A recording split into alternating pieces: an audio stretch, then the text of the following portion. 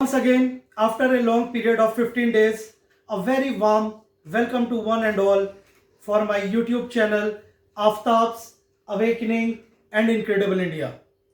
Friends, जैसा कि आप जानते हैं कि हमारा जो आज का टॉपिक है, जो आपको बोर्ड पे भी नजर आ रहा है, this is all about the most important organ which is called as heart और human heart.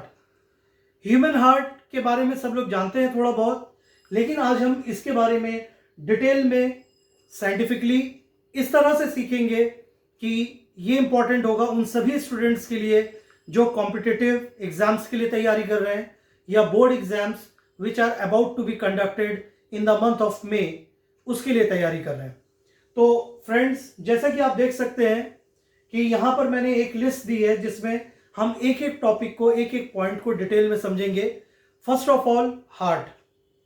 Human heart is scientifically known as cardiac. When we talk about the size of the heart, the human heart is of the size of a clenched fist. Clenched का मतलब होता है बंद मुट्ठी. कोई भी person ये सवाल पूछ सकता है कि हर एक पर्सन की मुट्ठी का साइज अलग है, तो जो पर्सन है उसकी क्लेंच्ड फिस्ट के हिसाब से उसका साइज होगा. मान लीजिए एक न्यूबॉर्न बेबी है, तो न्यूबॉर्न बेबी की जो फिस्ट होगी वो छोटी होगी, तो उसके हार्ट का साइज उसके हिसाब से होगा. और अगर हम खली की बात करें तो खली जो है वो एक बहुत, जानते हैं सब लोग, ऐसा रेसलर है जो बहुत लंबा चौड़ा है, तो उसकी जो क्लेंच्ड फिस्ट होगी उसके हिसाब से उसका साइज होगा. क्लेंच्ड फिस्ट के अलावा हम अगर बात करते हैं पोजीशन ऑफ द हार्ट की, it is on the left side of the thoracic cavity और द चेस्ट कैविटी. किसी भी इंसान के लेफ्ट साइड पे ह्यूमन हार्ट मौजूद होता है.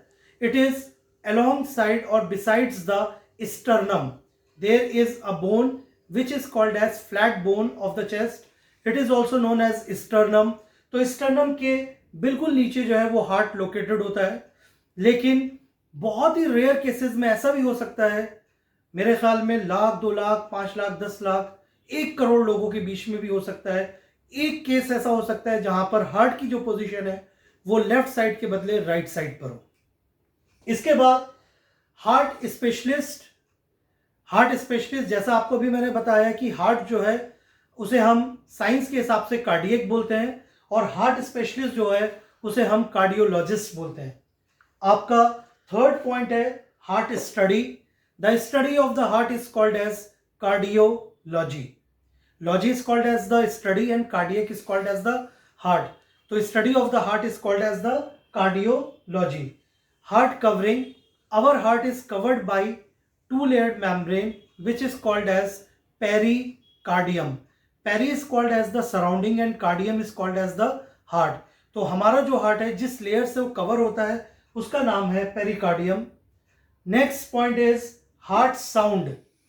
तो सबको लगता है कि हार्ट साउंड जो है that is exactly the same as Madhuri Dixit ji said, one of the actors said धक धक. The heart sound is not धक धक. The actual sound of the heart is lub dub. LUBB lub and DUBB dub.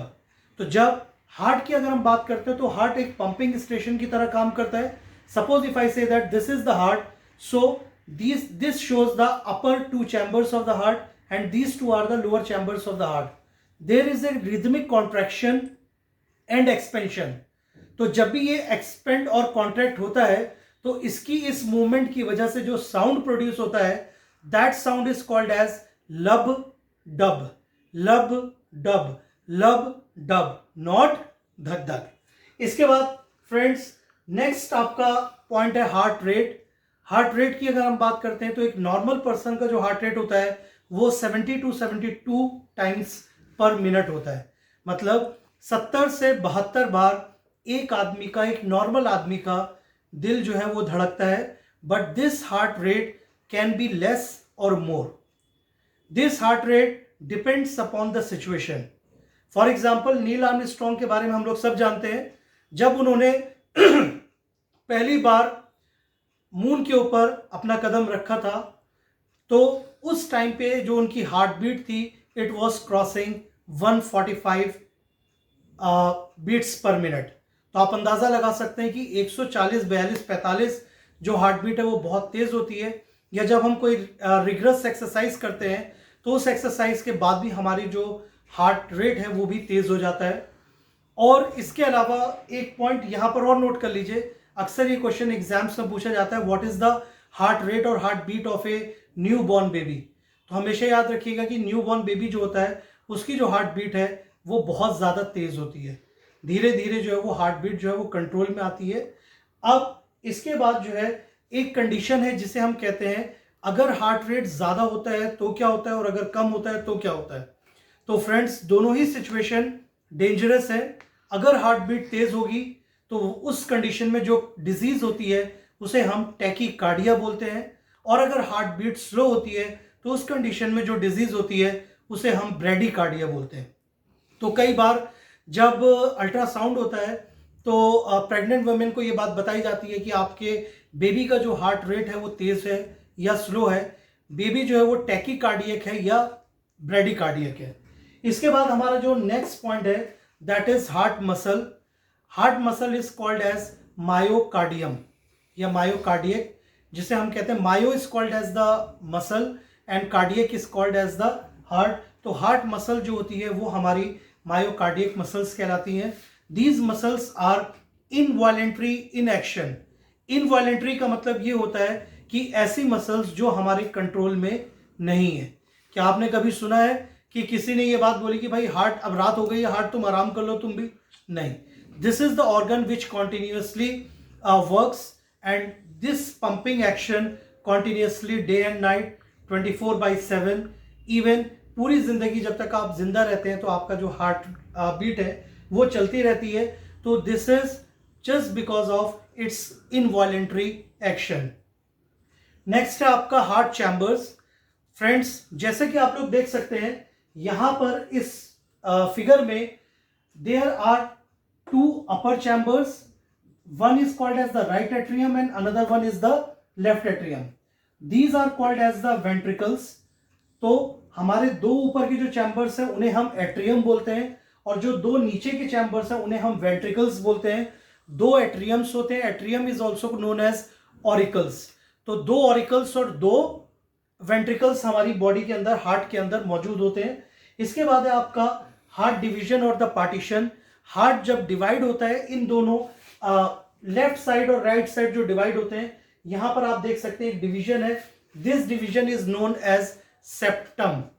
अगर ये division auricles के बीच में होता है तो फ्रेंड्स हम इसको इंटर ऑरिकुलर सेप्टम बोलते हैं, और अगर यह डिवीजन वेंट्रिकल्स के बीच में होता है तो हम इसको इंटर वेंट्रिकुलर सेप्टम बोलते हैं।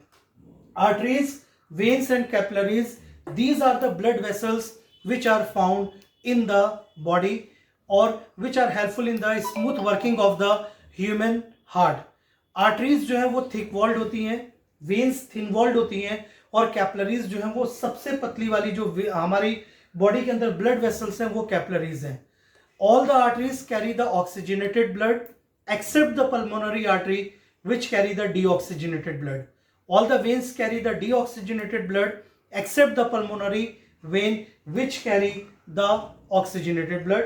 और लास्ट में आपका हार्ट अटैक है जिसे हम मायोकार्डियल इन्फार्क्शन बोलते हैं, और इसके बारे में हम एक डिटेल वीडियो फर्दर देखेंगे। तो फ्रेंड्स, जितने भी पॉइंट्स आज हमने डिस्कस करे हैं आप इसको दिमाग में रखिए, एग्जाम्स होने वाले हैं, और अब कॉन्टिन्यूसली हर 3 दिन के बाद आपको एक exam related videos CBSE students के लिए या कॉम्पिटिटिव लेवल के जो स्टूडेंट्स हैं उनके लिए तैयार मिलेगी। और आपका ये दोस्त और होस्ट आफ्ताब आलम एक बार आपसे विदा लेता है। अगर आपको मेरी वीडियोस अच्छी लगी हो तो लाइक, कमेंट, शेयर और सब्सक्राइब करना मत भूलिएगा। Thank you all, god bless you all. Still the corona is working, cases are increasing, so keep the distance, wear the mask properly and avoid the public places. God bless you all. Thank you.